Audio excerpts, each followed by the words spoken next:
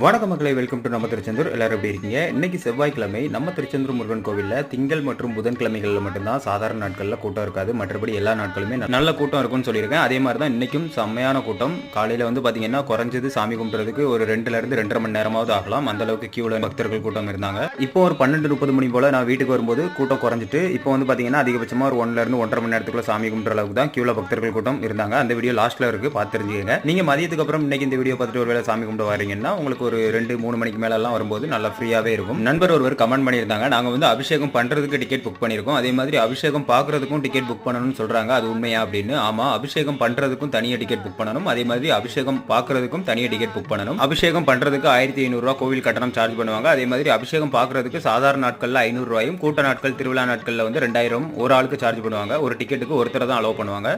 கோவிலினுடைய official சைட்லேயே நீங்கள் போய் புக் பண்ணிக்கலாம். தொடர்ந்து நம்ம திருச்செந்தூர் யூடியூப் சேனலுக்கு சப்போர்ட் பண்ணுங்க. என்றும் உங்களுடன் நான் அகிலன்.